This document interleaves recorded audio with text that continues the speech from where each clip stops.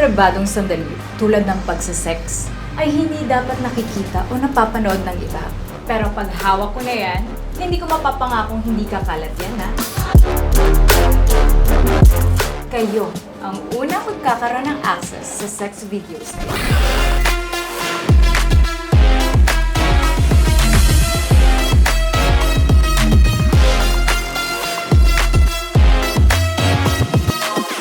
Ilan lang yan sa mga maiinit na tagpong nahuli ng camera.